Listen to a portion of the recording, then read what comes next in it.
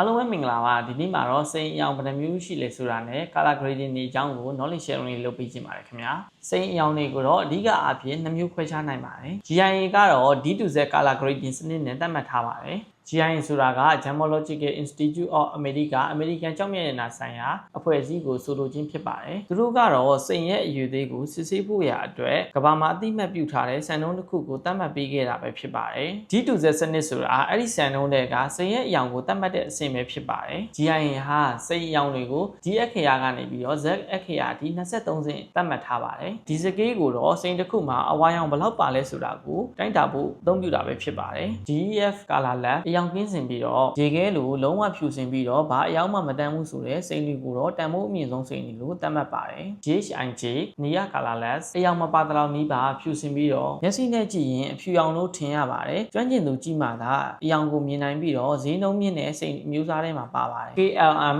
Color တွေကတော့အဝါပြော့ရောင်အနေငယ်ပါနေပြီးတော့လက်ဝိရတနာတွေမှာတက်ဆင်ထားတဲ့စိန်တွေကိုသတိထားကြည့်မိရင်မြင်နိုင်ပါတယ်အဲ့လိုစိန်တွေကိုဈေးအသင့်တနဲ့ဝယ်ယူရရှိနိုင်မှာပဲဖြစ်ပါတယ် M2Z Very Light to Light အဝါဖြော့မှာအဝါနုဒီစိန်တွေကတော့အဝါရောင်ကိုတိတိတသာမြင်ရမှာပဲဖြစ်ပါတယ်တန်ဖိုးနဲ့တဲ့စိန်အမျိုးအစားတွေပဲဖြစ်ပါတယ်တခြားထူးခြားတဲ့ Fancy Color Diamond တွေလည်းရှိပါတယ်ဒါတွေကတော့အဖြူရောင်စိန်တွေရဲ့အတိုင်းအတာထဲမှာမပါဝင်ဘဲနဲ့ထူးထူးခြားခြားအရောင်တောက်ပတွေနဲ့စိန်တွေပဲဖြစ်ပါတယ်ဥပမာအပြာရောင်ပန်းရောင်အနီရောင်စိမ်းပြာရောင်နဲ့ခရမ်းရောင်ထင်ရှားတဲ့အဝါရောင်တို့ပဲဖြစ်ပါတယ်ဒီစိန်တွေကတော့အရောင်များလေတောက်ပလေပုံမတန်ဖိုးကြီးတွေဖြစ်ပါတယ်ဒီလောက်ဆိုရင်စိန်အရောင်တွေချောင်းကိုအခြေခံလောက်သိသွားပြီလို့ထင်ပါတယ်ဆိုတော့မိတ်ဆွေတို့ရဲ့စိန်တွေကရော GIA Color Grading Skill အရာဘယ် grade ဒီမှာပါနေလဲဆိုတာ comment ထဲမှာပြောသွားပေးခဲ့လို့ရပါတယ်ခင်ဗျာနောက်ဗီဒီယိုလေးဒီမှာပြန်တွေ့ပါမယ်ခင်ဗျာ